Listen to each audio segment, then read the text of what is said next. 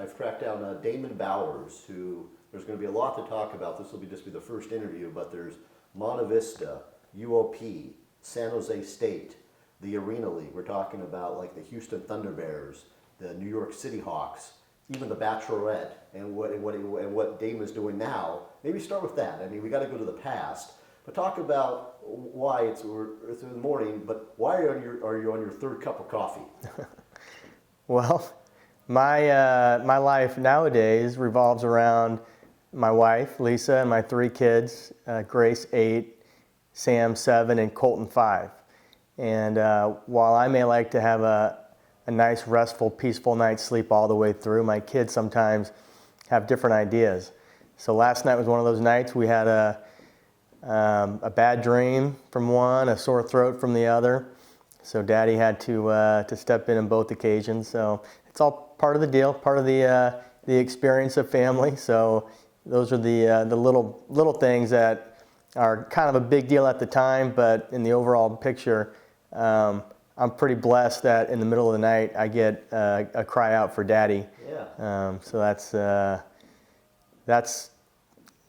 my life. Exactly. It's all about the family, and everything I do today is for the betterment of my family. Right, and maybe tell people what they know about your past. Well, what do you do now with the real estate? And Yeah, I own a company called Private Capital Investments. My dad and I are partners. We've been partners for 15 years, and we're an alternative real estate financing company funded through private beneficiaries. So I guess in a more simpler term, we're mortgage brokerage. But we don't work with institutional lenders. We work with private investors, syndications of private investors to finance real estate. We can do private debt as well as equity. And all over California, we look to finance different forms of real estate, different types of partnerships. And that's what keeps me busy. Absolutely. And then your past. I mean, see, we talked a little bit about that. I mean, this story, I wish the cameras were rolling when I was setting this up. People, maybe we'll talk, I don't know, we'll have to you got to get to work, but let's do some today. The UOP, people don't even remember that UOP had a program. Yeah. Tell them about that, because you were playing, and then you had to go to play Nebraska. Yeah. Yeah, I'm a collector's item as far as being on the last football team at University of Pacific, which had a 100-year plus history, really rich tradition of football. If you look at the lineage of coaches that came through UOP, it's pretty impressive, as well as players that have been through UOP. So UOP was a private school, and when I was there was only 3 private Division I schools in college football in California: USC, Stanford, and UOP. So obviously we were a little outclassed. Economically it became unmanageable. But I had a great experience at UOP. I was not admittedly my first choice. When I was a junior, they offered me a scholarship after a junior in high school. They offered me a scholarship after one of our passing league tournaments at UOP. And I, at that time, thought I was going to go to a much bigger Division I school based on the conversations and the recruiting that had happened so far. But one by one, all the bigger schools that had early shown a lot of interest in me started to fade away. All the schools that I had dreamed about playing when I was playing USC, I wanted to be a USC tailback.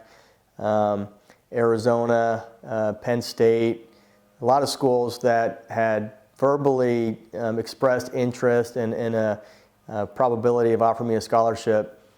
For whatever reason, the recruiting animal took over, and I was left with very few options. So we called UOP, my dad did, and asked them if the scholarship that they had offered, because it was pretty late in the game at this point, and he asked if that scholarship was still available.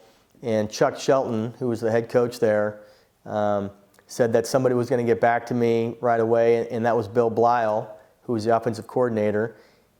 They asked me to drive out the very next morning, so my dad and I went out there, and they had the entire coaching staff in the meeting room and welcomed me and offered me the scholarship, and that was it. And it was a great experience. Had a blast there.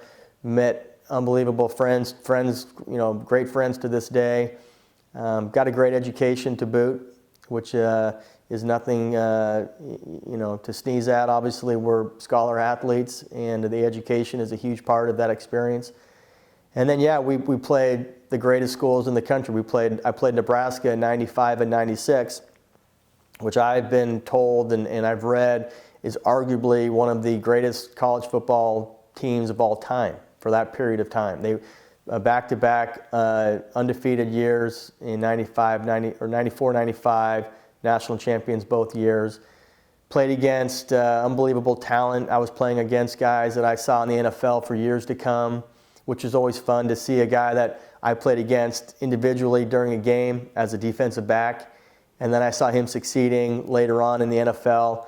And then you kind of think back, I remember getting loose on that guy a couple times when I played him, and it makes the gap not as wide when you see these guys succeeding on Sunday and you realize that you competed against some of the greatest football players in the country at that time. Yeah. I was thinking, you mentioned you guys like Tommy Frazier and the other guy. You kept on. You guys lost, but you guys, they didn't. You were trying to hurt those guys. But what a coincidence! They all got hurt against UOP. Yeah. That UOP changed the fate of many Nebraskans. Tommy Frazier got hurt that game, which was I think the third game of the season, and he missed the entire year and didn't return until I think it was the Orange Bowl, the national championship that year. But more importantly, that gave Brooks Bollinger a chance to play, who became a star in his own right and probably wouldn't have played the following year unless he had that year when Tommy Frazier was hurt to prove himself. And then he was tragically killed in a plane crash. We played against Lawrence Phillips, Amon Green, and Amon Green got hurt early in that game. And his backup was some kid from LA, Lawrence Phillips, who obviously we all know how good he was, but at the time he was pretty unknown. And who knows what would have happened if Lawrence Phillips didn't have that chance in that game to have his coming out party. So, football's funny. You never know when the opportunities are going to come. But it was, as much as you hate to do it when you're playing against some of these teams, you can't help but look across the field and just know you're playing against greatness. And we knew some of these guys were going to be, highly decorated college football players, which they were. We played against, we get to San Jose State later, but we played against Corey Dillon. I could just run down the list of high-profile guys that we played against that made a living playing football on Sundays for a long time. And that's all you want as a college football player. You want to play against the best, or any athlete. You want to play against the best competition, see where you stack up. I don't think any other endeavor gives you the chance to every day say, all right, I put all the work in, now it's time to go, and you have a result at the end of the day. That's the best thing about sports, is that you get immediate results from the work that you put in and the effort that you put in and the preparation.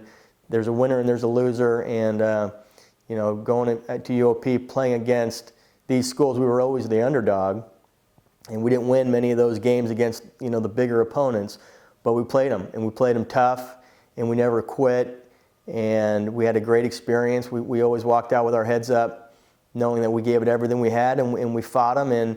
And I'd like to think that some of those bigger schools, after they played us, gave a little nod to the smaller schools and said, they can bring it. They may not be a big name school, but they got athletes and they got heart, and they belong. They deserve to be on the field with the big boys on any Saturday or Sunday if it's in the NFL. Right, and then it's just probably the lessons probably transferred to life. And then I remember you took a phone call from your wife because we were like reminiscing. I was showing you all this stuff. You might want to put some cleats on today. Oh yeah, man, that never goes away. I think once you're an athlete, you're always an athlete. And even though if I got on the field right now, I'd probably pull a hammy and a quad on the same play. But the euphoric feeling you have playing football is my passion. I'm sure any athlete in their given sport would say the same thing.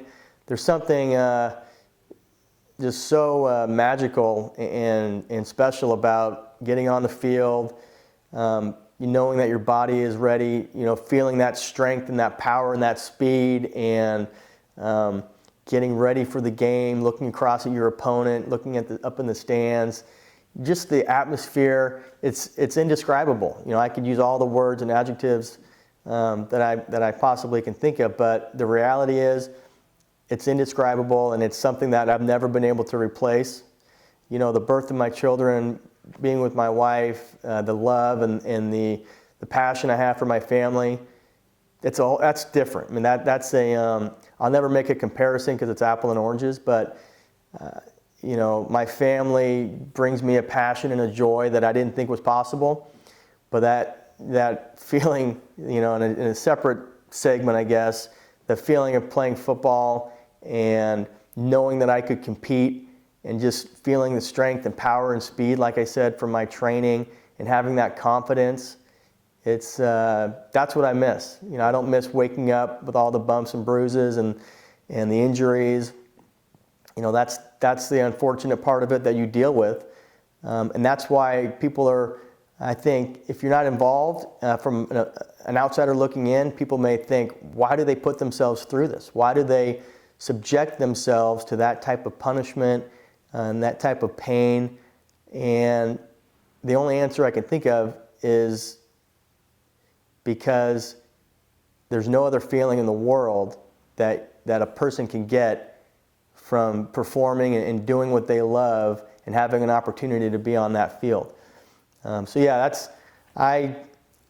time to time I have vivid dreams about playing football, and it's pretty cool. I mean, it's still, even though my body is further and further removed from it, maybe the older you get, the more your mental part gets reattached to it, because your body is drifting away from being anywhere near that condition that you were in when you were playing.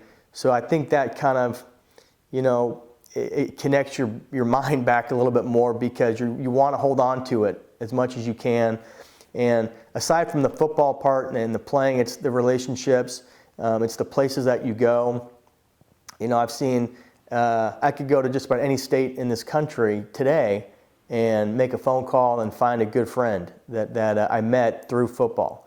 I traveled, I've been to, I think, 40 states, and most of it is through football. I've made business contacts through old football relationships, connections that you don't think will ever turn up. There's a commonality between athletes and football players, what you've been through, and certainly teammates. It's just a special bond. So yeah, I miss all of it. I miss the playing. I miss the locker room. I miss the airplane. I miss the charter jets. I just miss being with the boys. Certainly miss game days and the energy of the crowd, and as difficult as defeats are, and the injuries and the physical pain, it pales in comparison to just the sheer joy and unbridled love of playing football, and being able to live out the dream you had since you were a boy. I was an 8-year-old boy when I started. My dad was my coach. My parents never missed a game through college. They went to 44 straight games, which is pretty incredible. And they also traveled quite a bit when I was playing in the Arena League. And to be able to see them after every game, and then as I got older, my brother, my sister had kids, to have my nephews come to my games, to travel around and see cousins go to my games and look up and see signs. It's I get goosebumps right now just remembering how special it was. And I realized it at the time. I knew this is a short period of my life, and I was going to get every bit out of it as I possibly could, and I think I did.